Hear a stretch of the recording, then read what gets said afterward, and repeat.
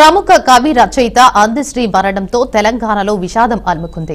గాంధీ ఆసుపత్రిలో తుదిశ్వాస విడిచారు అందశ్రీ. సరిగ్గా ఉదయం 7:25 ఆయన మృతి చెందినట్లుగా వైద్యులు ధృవీకరించారు.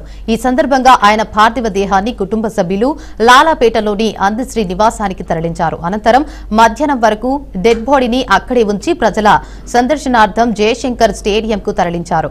ఈ క్రమంలోనే అందశ్రీకి కడసారి నివాళులర్పించేందుకు పలువురు ప్రముఖులు లాలాపేటలోని స్టేడియంకు తండోపతండాలుగా వెళ్తున్నారు. ఇప్పటికే అందశ్రీ అంత్యక్రియలను అధికారిక లాంఛనాలతో నిర్వహించాలని సీఎం రేవంత్ రెడ్డి సీఎస్ రామకృష్ణారావును ఆదేశించారు. దీంతో గట్కేసల్లో అందశ్రీ అంతిమ సంస్కారాలు జరుగుతున్నాయి.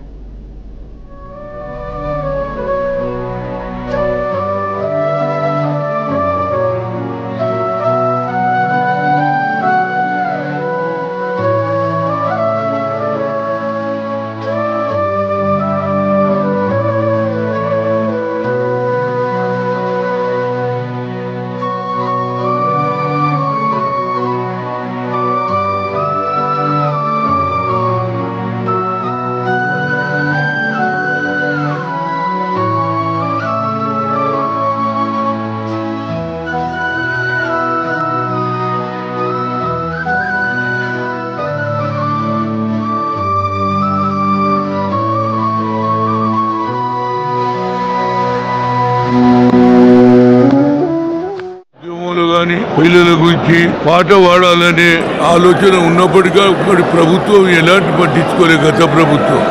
కానీ మా ముఖ్యమంత్రి గారు రావడంతో తెలంగాణ సర్కార్ రావడంతో వారితో పాట రాయించి జై జై తెలంగాణ ప్రాంతం అమరవీరుల జ్ఞాపకాలు తెలంగాణలో ఆయన చేసినటువంటి పాట తెలంగాణ ఉన్నంత కాలం ఇది ఒక స్టేట్ పాటగా, అదేవిధంగా జనగణమన అనేది నేషనల్ పాటగా దీన్ని గుర్తించిన వ్యక్తి ఆయన. ఇంకా కొంతకాలం బతికేది ఉండే కానీ భగవంతుడు ఎందుకు ఏదైనా ఆయన గుర్తింపు చిరకాలం. ఈ పాట రాగానే అందశ్రీ గారు ప్రతి ఒక్కరికి వస్తుంది. ఇది సాక్రిఫైస్ చేసిన పాట. అందరికీ గత ప్రభుత్వం పట్టించుకోలే, మేము చేశాం. ఇది చిరకాలం ఉంటుంది. ఈ పాట పెద్ద చదువుకోలే కానీ మానవత్వం మీద ఆయన పాటలు పాడడం ఇవన్నీ కూడా ప్రజలందరూ వచ్చేతరం వారు గుర్తించి వాళ్ళు కూడా దేశభక్తి పెరుగుతుంది అనేది నా ఉద్దేశం. ఏదైనా ఆయన చనిపోవడం నాకు చాలా బాధాకరం. నాకు ఎన్నో ఏళ్ళ నుంచి పరిచయం. ఏడగంచి అర్మతారా తెలంగాణ రావాలనే అనేవాడు. అతన్ని నేను ఎన్నడూ మర్చిపోను. ఆ కుటుంబకు భగవంతుడు ఆయుధారోగ్యాలు ఇవ్వాలని నా ప్రగాఢ సంతాపం వెళ్ళిపోతుంది. వెళ్ళి ఆ మీటింగులో ఆయన పాటలు పాడి ఒక ఉత్తేజాన్ని ఇచ్చింది, ఒక స్ఫూర్తిని ఇచ్చింది. అందులో ఈ జయ జయ హే తెలంగాణ పాట వినంగానే ప్రతి ఒక్కరు కూడా ఇక ఈ పాటతోనే మీటింగ్ స్టార్ట్ చేయాలని చెప్పి ఆ మీటింగ్ స్టార్ట్ అయ్యేది. ప్రతి చోట స్కూళ్ళల్లో ప్రార్థన తర్వాత పాట పాడుకునేది. అట్లా ఆయనతో ఒక అనుబంధం అనేది తెలంగాణ ఉద్యమం ద్వారా ఏర్పడింది. ఉద్యమ వేదికల మీద కలిసి పంచుకోవటం ద్వారానే ఒక అనుబంధం ఏర్పడ్డది. మామూలు అనాథ కుటుంబం అక్కడి నుంచి వచ్చి ఆయన ఒక పశువుల కాపరిగా బతికి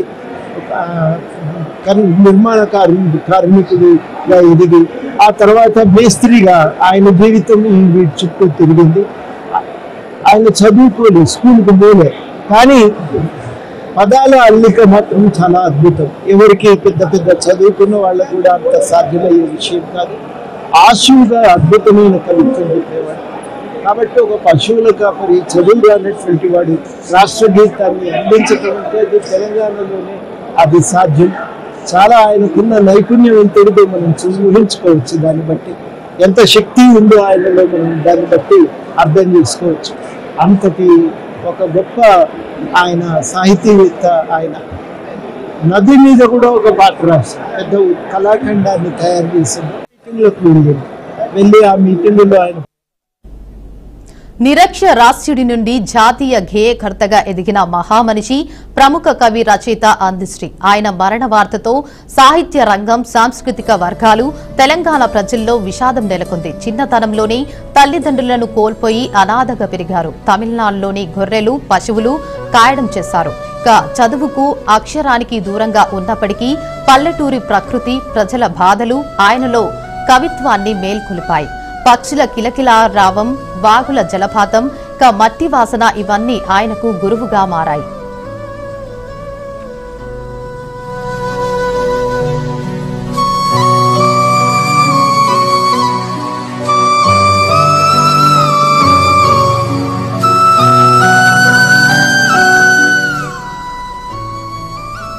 తాపీ పని నేర్చుకునేందుకు నిజామాబాద్ వెళ్లినప్పుడు శృంగేరి మఠస్వామి శంకర్ మహారాజ్ అందశ్రీ అశ్వు గీతాలు విని ఆశ్చర్యపోయారు. ప్రేమగా నీవు శ్రీతో సమానుడివి అంటూ ఆయన పేరును అందశ్రీగా మార్చారు.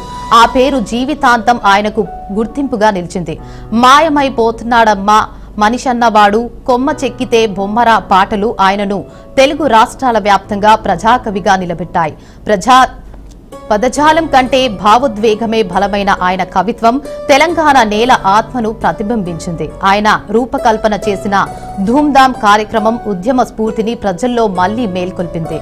అందశ్రీ రచించిన జయ జయ హే తెలంగాణ, జనని జయకేతనం గీతం తెలంగాణ రాష్ట్ర అధికారిక గీతంగా గుర్తింపు పొందింది. ఏనాడు బడి మెట్టెక్కపోయినా, ఇక అక్షరం ముక్క కూడా రాకపోయినా అందశ్రీ తన సహజ సిద్ధమైన ప్రతిభతో సాహిత్య రంగంలో అగ్రస్థానానికి చేరుకున్నాడు. ఆయన సేవలను గుర్తించిన కాకతీయ విశ్వవిద్యాలయం గౌరవ డాక్టరేట్ను ప్రదానం చేసింది.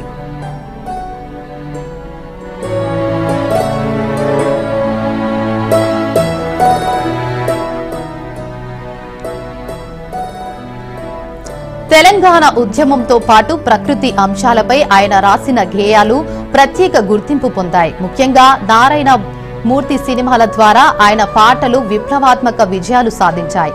పల్లె నీకు వందనాలమ్మో గల, గజ్జల బండి, కొమ్మ చెక్కితే బొమ్మరా, జనజాతరలో మన గీతం, ఎల్లిపోతున్నావా తల్లి లాంటి పాటలు ప్రత్యేకంగా జనరంజకమయ్యాయి.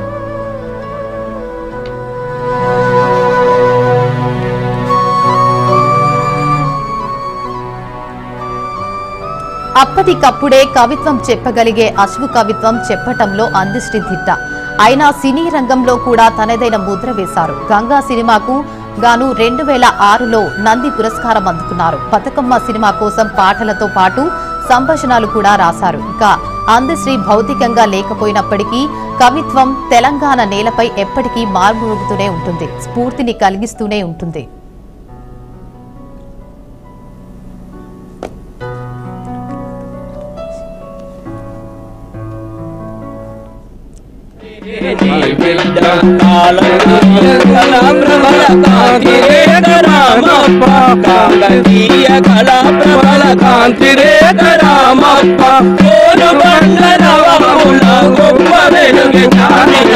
జై తెలంగాణ, జై జై తెలంగాణ, జై. నాకు అందశ్రీ గారు దాదాపు 1991లో నేను హైదరాబాద్కి వచ్చిన అప్పటి నుంచి నాకు పరిచయము. ఆయనకు నిజంగా చెప్పాలంటే ఆయనకు చదువు రాదు. అందరు చాలామంది చెప్తారు చదువుకున్నాడు, పాఠశాలలో కొంతమంది వెటకరంగా చెప్తారు. కానీ ఆయన ప్రత్యక్ష సాక్ష్యం నేను తెలుగు విశ్వవిద్యాలయంలో నేను BA జానపద కళని చదివినప్పుడు ఆయన నాకు పరిచయం అయ్యాడు. అనుకోకుండా రసమయ్య బాలకిషన్ ఎమ్మెల్యే ఉన్నటువంటి రసమయ్య బాలకిషన్ నేను ఇద్దరం ఒకటేసారి ఇందిరా ప్రియదర్శన ఆడిటోరియంలో పరిచయం అయినాము. నేను పాట పాడినప్పుడు కోయకు వాళ్ళకు పాట పాడినప్పుడు అప్పుడు పరిచయం అయ్యాడు. తర్వాత రసమయ్య బాలకిషన్కు అల్లిబిల్లి అనేటటువంటి ఒక క్యాసెట్ కూడా తీయడం జరిగింది, ఆడియో క్యాసెట్. దాని ద్వారా రసమయ్య బాలకిషన్ కూడా పేరు వచ్చింది అందశ్రీ గారు రాసినటువంటి పాటల ద్వారా.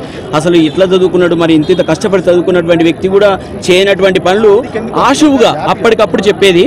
అయితే నేను దాన్ని ల్యాండ్స్కేప్ గార్డెన్, దానికి ప్రత్యక్ష సాక్ష్యము ఉస్మానియా యూనివర్సిటీలో ల్యాండ్స్కేప్ గార్డెన్లో